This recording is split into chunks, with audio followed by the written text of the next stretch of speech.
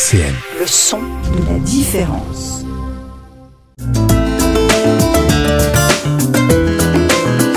Les masques tombent sur RCN.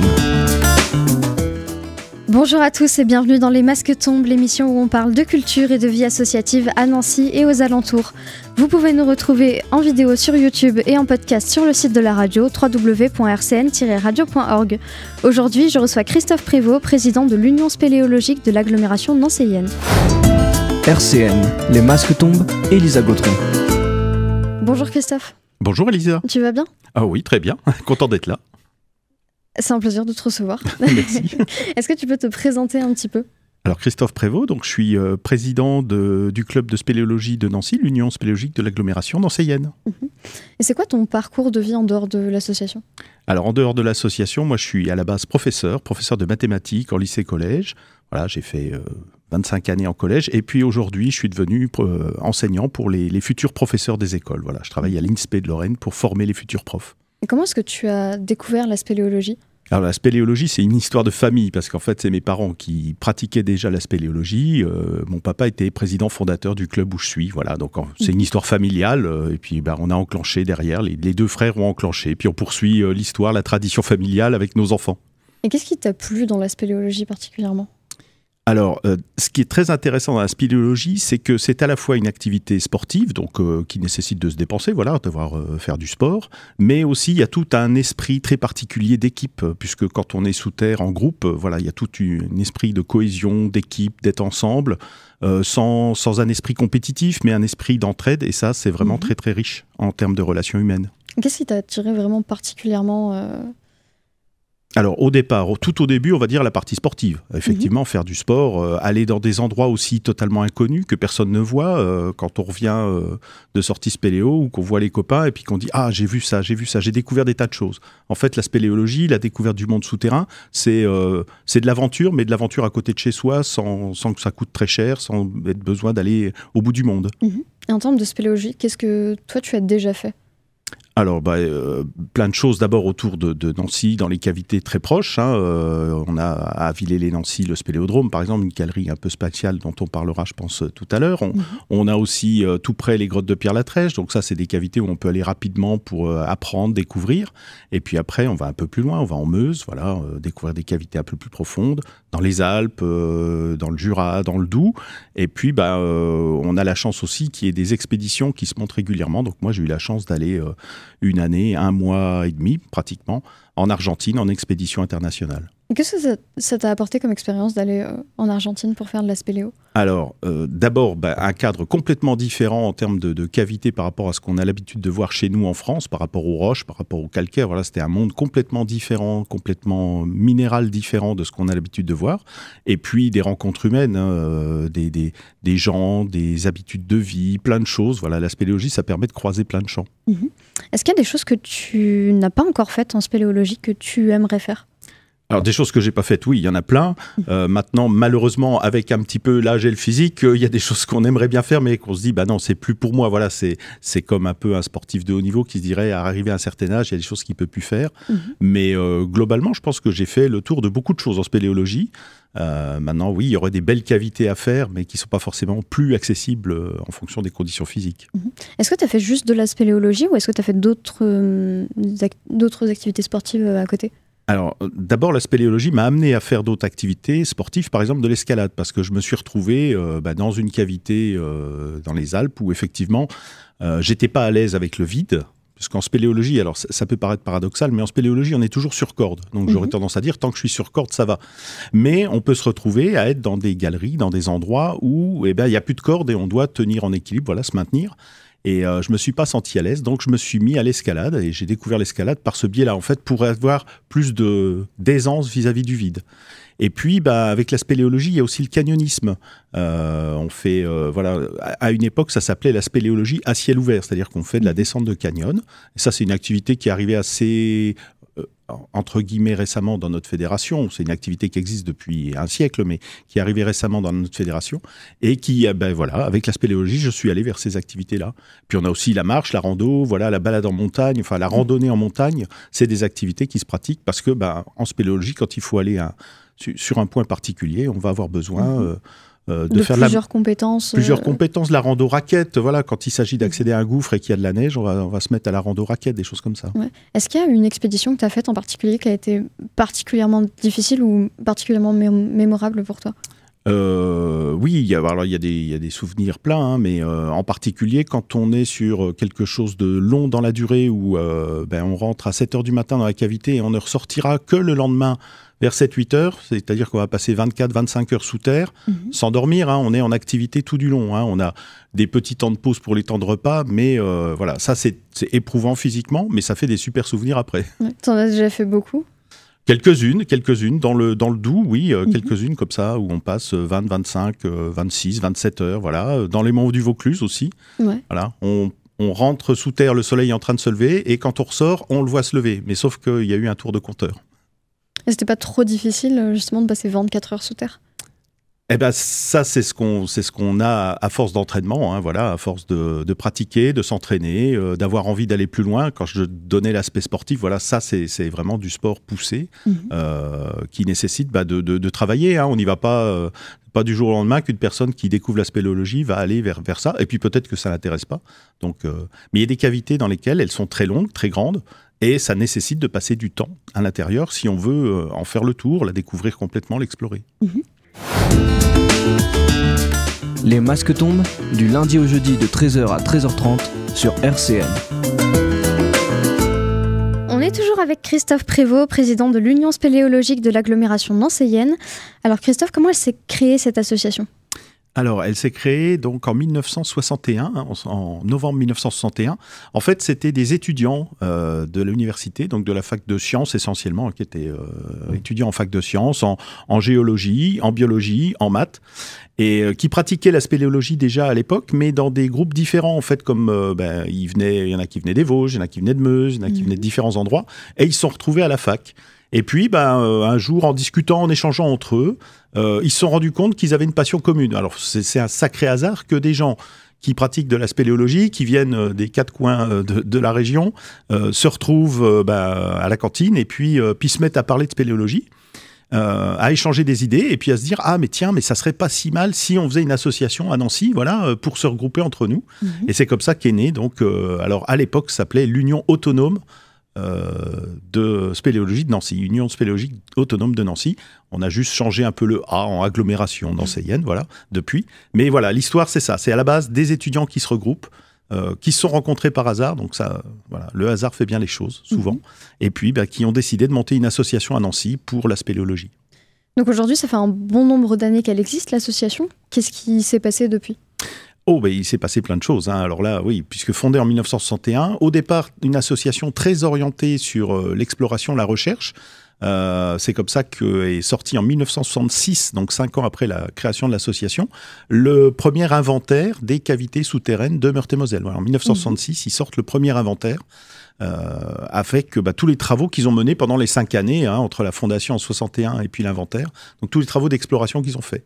Ensuite, c'est comme tout, quoi. Quand des jeunes étaient ensemble, à un moment, ils ont des obligations professionnelles, etc. Ils s'en vont. Donc l'association a un petit peu entré en sommeil dans les années 70. Et puis elle est repartie d'un bon pied dans les années 80, voilà, avec une grande orientation autour de la découverte de la pratique de la spéléologie. Donc dans les années 80, on a lancé vraiment beaucoup de projets autour de la découverte pour des associations, pour des écoles, pour des collèges, des lycées, et on a vraiment ouvert fortement ça. Tout en ayant en parallèle des expéditions, de l'exploration, en allant de plus en plus loin. Les moyens des années 60 et puis les moyens des années 80 avaient beaucoup évolué en termes techniques, et donc on pouvait aller plus loin, plus longtemps. Donc à la fois de la pratique sportive plus poussée et à la fois du partage, de l'ouverture vers d'autres publics pour montrer ce qu'est la spéléologie et puis permettre de découvrir et peut-être de donner envie de pratiquer soi-même. Et ça, c'est l'esprit qu'on a toujours aujourd'hui. Voilà, on a à la fois la partie découverte, beaucoup d'activités de découverte qui offrent au public de venir voir ce qu'est la spéléologie, de voir le milieu souterrain, et puis peut-être de donner envie d'adhérer et puis de continuer, et puis une autre partie qui est l'exploration, la poursuite. Voilà, on a un groupe qui vient de rentrer ce week-end, qui creusait dans le Doubs, voilà, qui élargit des passages, qui découvre de nouvelles galeries, ce qu'on appelle faire de la première. Voilà, faire de la première, c'est aller là où pour l'instant aucun être humain n'est allé. Est-ce que toi, tu l'as déjà fait, ça? D'aller là où aucun être humain n'est allé? J'ai déjà fait de la première, oui, notamment en expédition à l'étranger. Voilà, quand on est parti en Argentine, on a fait de la première découverte de cavités toutes neuves, toutes nouvelles. Un petit peu aussi dans les Alpes, dans le Doubs. Mais voilà, là, c'est un rêve pour tout spéléologue, voilà, de découvrir des choses où il est le premier à mettre sa lampe, à regarder, à observer. Et aujourd'hui, qu'est-ce qui est proposé dans l'association? C'est pas seulement de la spéléologie? Alors non, effectivement, on a 3 activités phares qui sont liées en fait à notre fédération et à 3 écoles. Parce qu'à l'intérieur de notre fédération, il y a des écoles. Par exemple, Fédé de ski, il y a l'école de ski français, l'ESF. Alors chez nous, Fédération française de spéléologie, on a 3 écoles. École française de spéléologie, bon, évidemment, on pratique la spéléologie, donc voilà, on fait de la spéléologie. Il y a une autre école, c'est l'école française de canyonisme. Voilà, donc je l'ai dit, le canyon est historiquement très ancien et attaché à la spéléologie. Donc on a une proposition aussi de découverte du canyonisme. Et puis, une discipline plus récente, c'est la plongée souterraine. Il a fallu que des techniques déjà de plongée apparaissent et puis qu'elles soient transposées et adaptées à la plongée souterraine. Donc il y a une école française de plongée souterraine dans notre fédération et on a des pratiquants qui font de la plongée souterraine, c'est-à-dire qu'ils vont là pour le coup à des endroits où le spéléologue, je ne vais pas dire moyen, mais le spéléologue aérien ne va jamais parce que là il faut aller effectivement plonger sous l'eau, sous terre, avec un plafond. C'est très différent de la plongée sous-marine classique. On se rapproche de techniques vraiment très, très spécifiques avec des règles de sécurité très importantes parce que c'est un milieu très particulier. Est-ce que toi, tu en as déjà fait? J'ai fait un tout petit peu de plongée souterraine, voilà, à un moment. J'ai eu envie de toucher un petit peu à la plongée souterraine, mais ça ne m'a pas accroché. Voilà, il y a un ressenti particulier. Il faut être bien dans sa tête, il faut avoir envie de pousser les choses. Voilà. Moi, ça ne m'a pas accroché plus que ça. Par contre, spéléologie, canyonisme, le canyonisme, c'est très ludique, très fun, voilà, on est au soleil, quand il fait beau, on est dans l'eau, on saute, on joue, on nage, c'est vraiment une activité passionnante. Et en plus du coup donc, de ces 3 activités, des expéditions que vous menez avec l'association, est-ce qu'il y a d'autres choses qui sont proposées? Alors, on a, entre autres, on a la chance d'avoir un accès en gymnase depuis de nombreuses années, au gymnase Provençal, qui est René II à Nancy, où il y a un grand mur d'escalade. Et sur ce grand mur d'escalade, on a une partie qui est réservée aux techniques spéléologiques. Et donc, tous les mardis, depuis de nombreuses années, tous les mardis, de 20h à 22h, on a une activité régulière en gymnase pour s'entraîner, pour découvrir, voilà, les personnes qui débutent, elles viennent découvrir les techniques de progression sur corde, puisque la spéléologie se fait sur corde. Petite différence avec l'escalade. L'escalade, on grimpe après le rocher. La corde est une sécurité. Nous, c'est complètement différent. On est sur corde à la montée comme à la descente. C'est notre moyen de progression. Donc là, un créneau en gymnase pour découvrir, se perfectionner, découvrir de nouvelles techniques. Voilà, on a au niveau de la fédération ou au niveau de club, il y a des gens qui inventent des nouvelles techniques, donc tester de nouvelles techniques, voir des techniques. Donc on a ça. Et puis, vous l'avez vu, on a aussi un rapport à l'eau qui est assez important. En canyon comme en spéléologie, il y a des rivières souterraines. Donc et puis la plongée. Tous les jeudis, on a un créneau en piscine également, à 20h15, voilà, 20h15 jusqu'à 22h15 ou 30, je ne me souviens plus exactement du créneau. Alors avant, on était à la piscine Gentilly, mais depuis la fermeture, on est maintenant à la piscine de La Neuveville. Donc voilà, on a des rendez-vous réguliers toute l'année, toutes les semaines, le mardi, le jeudi, ce qui permet de s'entretenir aussi physiquement. Voilà, aller à la piscine, c'est pas forcément pour faire la plongée, mais au moins s'entretenir physiquement, nager, garder un contact avec le sport toute l'année. Et avec l'association, vous publiez aussi un bulletin mensuel? Oui. Est-ce que tu peux en parler un petit peu? On publie un bulletin qui s'appelle Le Petit Usania, qui est né en 1998. Alors, j'étais à l'époque secrétaire de l'association. Et pour nos assemblées générales, on avait beaucoup de documents qu'on a rassemblés en 1998 dans un bulletin qui s'appelait Usania. Et puis, donc ça, c'était en janvier. Et puis, en fin d'année, au mois de septembre, j'ai eu l'idée de lancer un bulletin du club dans lequel on allait relater, voilà, montrer ce qu'on fait, relater ce qu'on fait, à destination essentiellement des membres, pour dire, voilà, il y en a qui vont sous terre, qui font des choses.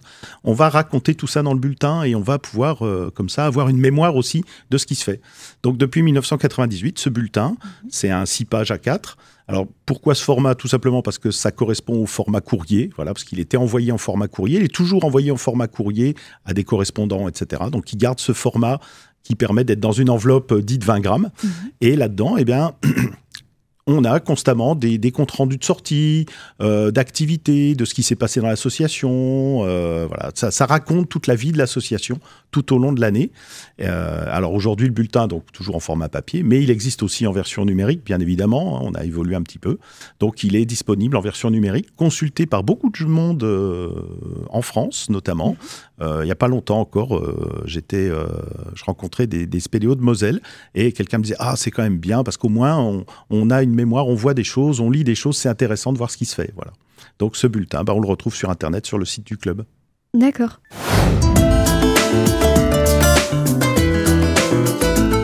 Les masques tombent sur RCN, Elisa Gautron. On est toujours avec Christophe Prévost pour parler de l'Union spéléologique de l'agglomération nancéienne. Alors Christophe, est-ce qu'il y a des actions à venir pour l'association ? Oui, il y a plein d'actions à venir. Alors on va arriver là au mois de mai, voilà, c'est les beaux jours et on commence à faire découvrir la spéléologie. On va commencer avec le 22 mai, mercredi 22 mai. C'est la semaine de la fête de la nature. Alors on a des actions liées avec la commune de Villers-lès-Nancy. Et le 22 mai, on va faire d'abord une conférence pour présenter donc, le réseau qui est à Villers-lès-Nancy, le Spéléodrome de Nancy. Donc conférence qui sera organisée par la ville. Alors je ne sais pas où exactement, encore entre Madame de Graffigny ou en face. Parce que la spéléologie, si je reviens sur la spéléologie, c'est une activité de découverte du monde souterrain, mais aussi, vous voyez bien qu'il y a le mot logie, donc on étudie, on documente, on référence ce qu'on découvre, et donc il y a tout un aspect scientifique autour du monde souterrain, sur ce qu'on trouve sous terre, et les spéléologues, ils passent leur temps à découvrir, explorer, et puis documenter ce qu'ils font. Et donc on va présenter notamment, là, à cette occasion, le Spélodrome de Nancy. Ça fait longtemps qu'on fait visiter, mais qu'on n'a pas forcément présenté le site comme on le voudrait. Donc là, ça va être l'occasion, le mercredi 22, de le documenter, de le montrer, voilà, à l'occasion d'une conférence. Et puis on va enchaîner sur le dimanche 26, toujours dans le cadre de la fête de la nature. On fait des visites le matin, voilà, on fait visite organisée du site. Alors c'est un ancien réseau d'adduction d'eau de la ville de Nancy, construit entre la fin du 19e siècle, début 20e, qui a servi donc à apporter de l'eau potable à Nancy jusque dans les années 1930, jusqu'à ce qu'on traite l'eau de la Moselle, en fait, pour alimenter en eau potable la ville de Nancy. Et depuis, ce réseau est tombé un peu dans l'oubli et nous, on l'utilise comme un site patrimonial de découverte de la spéléologie, mais aussi d'études locales, puisqu'il sert à plein de choses pour faire des études, à la fois des petites bêtes. On a des petites bêtes dans le réseau, donc on peut étudier les petites bestioles, des Niphargus, des Sécosphérum, voilà, des animaux un peu étranges, cavernicoles. Et puis faire découvrir aussi, comme c'est un réseau où il y a une grosse circulation d'eau, l'eau fait des beaux dépôts de calcite blanche. Voilà, on a des jolis stalactites, des stalagmites, des beaux plaquages sur les murs. Donc en général, les gens sont assez émerveillés de découvrir comment la nature est venue occuper, coloniser cet espace. Alors je ne vais pas dire la nature reprend ses droits parce que en fait là ça a été creusé par l'homme, donc en fait c'était tout plein de roches, donc c'est plutôt la nature qui vient et qui profite de cet espace pour montrer qu'elle est capable de venir coloniser l'espace. Voilà pourquoi le lien avec la fête de la nature. On voit que la nature profite de tout ce qui est disponible pour venir s'installer et prendre en main l'espace. Après ces deux événements-là, il y en a encore d'autres à venir ? Oui, alors au mois de juin, on va se retrouver au mois de juin à l'occasion de l'opération Bouge organisée par la ville de Nancy au parc de la Pépinière, les 22-23 juin, où là, on va proposer des ateliers de découverte voilà, sur un arbre. On va mettre des cordes en place pour que les gens viennent découvrir comment un spéléologue se déplace sur corde, en fait. Donc là, tout le monde peut venir essayer, découvrir comment on grimpe à la corde en spéléologie sans que ce soit dangereux, sans que ce soit fatigant, voilà, quels appareils on utilise. Et puis ça va être 2 jours voilà, à l'occasion de toutes les festivités autour du sport à Nancy où on va pouvoir découvrir tout ça. Alors l'association, comment est-ce qu'on peut la rejoindre ? Alors l'association, la première chose, on peut venir nous voir les mardis soirs par exemple au gymnase. Ça c'est l'occasion de venir discuter avec nous, de s'essayer en même temps, d'essayer les techniques, voilà, de venir discuter. Et puis après, on est un club, donc comme tous les clubs sportifs, on a un formulaire d'adhésion, hein, on peut venir nous rejoindre, on peut venir découvrir les activités à l'occasion de diverses portes ouvertes. On a évoqué celle qui arrive là tout de suite en mai-juin, mais on va en avoir encore en juillet, en août, en septembre, octobre. Et donc, c'est l'occasion de venir nous découvrir, de découvrir la spéléologie, puis de dire, tiens, je veux adhérer. Ok, voilà, après c'est comme dans toute association sportive, on adhère, on signe une cotisation, et puis après, on fait partie de l'association, on reçoit les informations, on a une liste de diffusion électronique, un groupe WhatsApp, voilà, les infos circulent, et puis on va découvrir les activités, etc. Et puis en fonction de sa pratique, voilà, en fonction de son niveau, on sait qu'on pourra aller à tel endroit, pas à tel endroit. Voilà, on va choisir les activités qu'on pratique. Est-ce qu'on peut vous joindre sur les réseaux sociaux, sur un site ? Alors, on peut nous joindre sur les réseaux sociaux. Oui, il y a une page Facebook de l'Union spéléologique de l'agglomération nancéienne où on a une information qui est régulière. Voilà, on a quand même alors, pour dire moderne, 2 community managers qui s'occupent de ça, voilà, 2 membres du club qui sont assez férus. On a notre site internet, usan.ffspeleo.fr, où là, on est plus sur de la communication institutionnelle de l'association. Voilà, c'est un peu moins vivant qu'une page Facebook. On a aussi une chaîne YouTube où on a de la vidéo. Alors, c'est un peu plus compliqué de faire de la vidéo, de la belle vidéo, voilà, des choses qu'on publie, mais ça existe aussi. Voilà, on est présent sur tous ces médias pour essayer de faire connaître la spéléologie, la faire découvrir, et même si les gens ne veulent pas pratiquer, découvrir effectivement, voilà, de manière virtuelle. Alors, qu'est-ce que tu pourrais dire comme dernier mot là, pour terminer à ceux qui nous écoutent ? Je pourrais dire qu'il faut venir découvrir la spéléologie parce que c'est un monde complètement différent du monde qu'on côtoie tous les jours. C'est un monde très minéral. Voilà. Y a pas de photosynthèse, il n'y a pas de lumière, il n'y a pas d'arbres. On découvre avec sa lampe. Quand on est dehors, on voit tout autour de soi. Là, on va découvrir au fur et à mesure où on progresse grâce à sa lampe. Voilà. C'est un monde merveilleux qui se révèle à nous grâce à notre éclairage, grâce aux lampes, et puis qui est complètement différent de ce qu'on voit dehors. C'est vraiment contemplatif. Merci beaucoup Christophe d'être venu dans l'émission. Eh bien, merci de m'avoir reçu. C'était un plaisir. RCN, www.rcn-radio.org